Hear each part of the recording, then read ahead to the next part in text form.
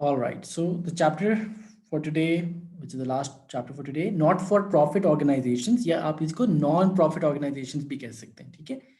Non profit organisations क्यों कहते हैं? क्योंकि इसका objective is not to earn profit, although they can and they do earn profits. वो कैसे, अभी हम थोड़ी देर में देखते हैं।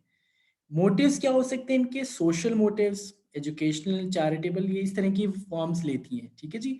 सो clubs, societies, trust, charitable bodies, if you see, इनका मोटिव प्रॉफिट नहीं होता। इनका मोटिव क्या होता है जी? Welfare of their members, educational purpose होगा, कोई चैरिटेबल पर्पस होगा, ठीक है।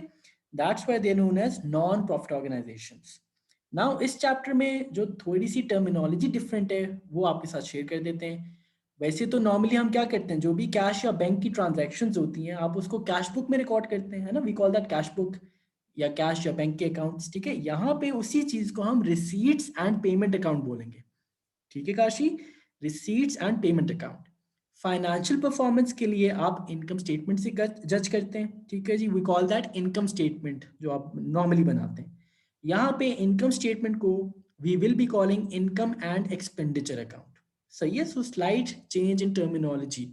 Then whenever we earn profit, which means income अगर ग्रेटर देन एक्सपेंसिस होते हैं तो आप उसको प्रॉफिट बोलते हैं नॉर्मली। इस केस में जब आप इनकम एंड एक्सपेंडिचर बनाएंगे उसमें if you are getting a profit we will call that surplus, और लॉस को इस केस में हम डेफिसिट बोलते हैं, ठीक है जी।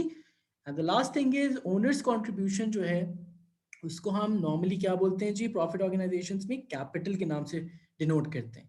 यहाँ पे we will be calling that accumulated fund, ठीक है काशी। सो स्लाइट डिफरेंस है टर्मिनोलॉजीज में, nature is the same, right, more और लेस नेचर वही चीज है। सो अब what about the example of incomes and expenses? किस टाइप की इनकम्स होती हैं इनकी? इफ यू आर सेइंग कि यार प्रॉफिट नहीं है तो फिर हम क्या कहेंगे? जो प्राइमरीली इनकी सबसे बड़ी इनकम होती है that is known as subscription और मेंबरशिप फी, ठीक है। क्योंकि लोग इनको सब्सक्राइब करते हैं, मेंबर्स इनको सब्सक्राइब करते हैं and they pay a fee to these companies, ठीक है जी। प्रॉफिट्स, हाँ, वी सेड कि जी प्रॉफिट कमाने नहीं बैठे होते but they can earn profits if they are running a bar, a cafe, a shop, a refreshment centre side by side. होता है ना कि किसी क्लब में आपकी कैंटीन भी बनी होती है, आपका रिफ्रेशमेंट सेंटर बना होता है, तो उसमें तो थोड़ी बहुत ट्रेडिंग हो रही होती है, ठीक है जी। अगर वहां से कोई प्रॉफिट आ जाता है then that's their profit. Grants and donation and fund raising event income, यानी कोई कंपटीशन करवा दें, डांस वगैरह, ठीक है। डांस इज कॉम्पिटिशन यूजली, ठीक है जी। वहां से जो इनकम इनकम जनरेट होगी that's these are the examples of their incomes. What about expenses? अब देखो हमने कहा था रिफ्रेशमेंट बार खोला हुआ है, कैंटीन खोली, ऑब्वियसली उसके लिए जो परचेजेस ये लोग करेंगे वो वन ऑफ द एग्जांपल्स है of expenses. Inventory for bar, cafe, shop, expenses for fund raising events, ये सारे एग्जांपल ऑफ एक्सपेंसेस होते हैं। एंड बाकी जो कॉमन होते हैं डेप्रिसिएशन वगैरह वो हम बाद में देखते हैं, ठीक है जी। सो बेसिकली इनका काम होता है अपने मेंबर्स को वेलफेयर प्रोवाइड करना। मेंबरशिप फी या subscription fee is their primary source of income. So non profit organisation usually do not have complete records. ये जो आज का हमने फर्स्ट चैप्टर किया था काशी, बेसिकली इसमें भी हल्की बुल्की कॉन्सेप्ट वही आ रहे होते हैं। So we have to apply the same concept, meaning what? Usually remember हमने क्या कहा था, क्रेडिट सेल्स के फिगर के लिए, या हो सकता है they might be selling goods only on credit, तो आपको टोटल सेल्स या क्रेडिट सेल्स के लिए क्या चीज बनानी पड़ेगी? Sales ledger control account, which is a collective account of all the receivables, ठीक है। And we have discuss this इनके अपने रिस्पेक्टिव चैप्टर्स में भी, और आज जब हम इनकम्प्लीट रिकॉर्ड्स पढ़ रहे थे वो भी, ठीक है। इसी तरह आपको जब परचेजेस चाहिए होंगी, वैसे तो हो सकता है कुछ दो सिनारियोज हैं। A business या non profit organisation might be purchasing on cash as well as on credit. जो कैश वाली होगी वो आपको कहाँ से मिलेगी? रिसीट्स एंड पेमेंट अकाउंट से मिलेगी, ठीक है। बट अगर सिर्फ क्रेडिट पे है तो फिर आप परचेज लेजर कंट्रोल अकाउंट बनाइए, find out the missing figure of purchases, ठीक है, just in case it's not given.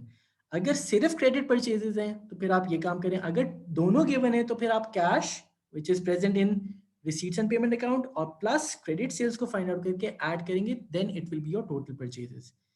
Is that clear Kashi? So nothing new up till now, ठीक है, कंट्रोल अकाउंट्स की बात हो रही है। अच्छा, देन काशी अगेन कॉन्सेप्ट वही है जो फिर हमने पढ़ा था कि एक्सपेंस का अकाउंट बनाएंगे अगर आपके पास कोई एक्सपेंस एक्रूड है, प्रीपेड है। क्योंकि देखो जब आप इनकम एंड एक्सपेंडिचर में ट्रांसफर करेंगे एक्सपेंसेस को एंड इनकम्स को, तो you need to make sure कि वो इनकम या एक्सपेंस फॉर द ईयर है, और फॉर द ईयर निकालने के लिए you need to make an account of expense.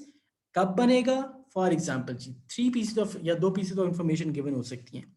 सबसे पहले तो आप चेक करो अपने रिसीट्स एंड पेमेंट अकाउंट को कि यार let's say ji general expenses हैं, आपने पे किए हुए 5000, ठीक है।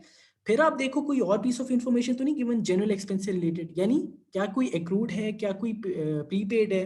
अगर होगा, just like the statement says, then make an account of general expenses and try to find out this missing figure कि यार इनकम एंड एक्सपेंडिचर में मैंने कितना लेके जाना है, ठीक है। Again nothing new. And similarly कोई भी इनकम होगी, usually this is the case, income primary हमने कौन सी कहा है जी, इनको कौन सी इनकम होती है, सब्सक्रिप्शन की इनकम। तो दैट इज नॉर्मली क्या होता है आपका, आप अच्छा subscription receipts and payment account में किस साइड पे पड़ी होगी काशी, डेबिट पे या क्रेडिट पे? डेबिट पे। डेबिट पे। व्हाई? बिकॉज इनकम है, आपने रिसीव कर ली। अब पहले तो आप देखो अच्छी सी रिसीव कर ली, नीचे क्वेश्चन में देखें are you given any prepaid income और एक्रूड कोई इनकम है, अगर है तो मेक इट, यूजली गिवन होगी। सब्सक्रिप्शंस का अकाउंट बनाइए, post the relevant transactions, again not going over it again क्योंकि हमने 3 बार कर चुके हैं ऑलरेडी, ठीक है जी। Find out the missing figure कि यार इनकम स्टेटमेंट में कितना जाना है, ठीक है। So this is the account of income. Kashi I hope अब तक ये आ गया होगा आपको, ठीक है। आगे चले। Yes sir. ऑल राइट, अब देखो just few more things. Receipts and payment account को हमने कहा था जी कैश एंड बैंक की ट्रांजैक्शन होती है, यूजली बैंक अकाउंट होता है वो आपका, कि कभी कभी ओवरड्राफ्ट भी नजर आ जाता है वहां पे। रिसीट्स होंगी जो आप रिसीव करें वो डेबिट साइड पे, पेमेंट्स होंगी वो आपकी क्रेडिट साइड पे।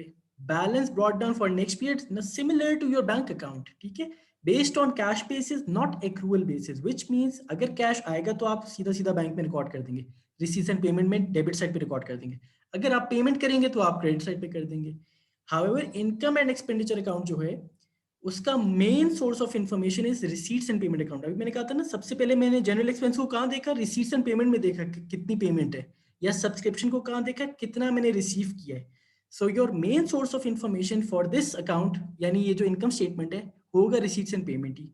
All revenue receipts and revenue expenses are included and we have done this. ये कौन से होते हैं, जो डे टू डे एक्सपेंसेस होते हैं, डे टू डे इनकम्स होती हैं, बेस्ड ऑन एक्रूअल कॉन्सेप्ट, यानी कि फॉर द ईयर वाला कॉन्सेप्ट है ये। अगर आपने एक्सपेंस इनकर कर दिया है तो आप रिकॉर्ड कर देंगे, वी विल नॉट सी के पे किया है या नहीं किया, just like your income statement.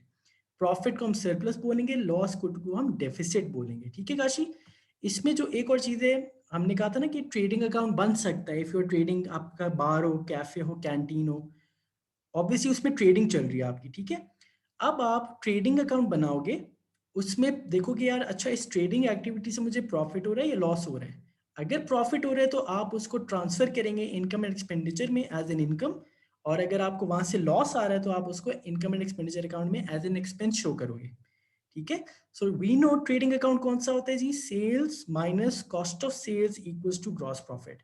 Let's say refreshment की सारी चीजें उसने गिवन है, रिफ्रेशमेंट से रिलेटेड आप बनाओगे trading account and gross profit आ गया, ठीक है जी। लेट्स से एक और चीज उसने गिवन है जो कैश बुक या रिसीट्स एंड पेमेंट अकाउंट की क्रेडिट साइड पर है, by the name of refreshment wages. तो मैं वो भी ग्रॉस प्रॉफिट में से माइनस करूंगा and I will take the final profit from refreshments. अगर प्रॉफिट है तो मैं इनकम एंड एक्सपेंडिचर अकाउंट में इनकम में शो करूंगा, और अगर लॉस है तो मैं उसको एज एन एक्सपेंस शो करूंगा, ठीक है। So there is nothing new, ठीक है Kashi. So any question? No sir. ठीक है जी, बस यही है। बस यही है। इसकी फिर आप प्रैक्टिस करेंगे इंशाल्लाह। एंड देखो इसमें कॉन्सेप्ट वही है, एक्रूज एंड प्रीपेमेंट्स वाला मेजॉरिटी, ठीक है। ठीक है काशी, सो फिर आई सी यू टुमारो इंशाल्लाह। टेक केयर, खुदा हाफिज। अल्लाह हाफिज़ सर। खुदा हाफिज।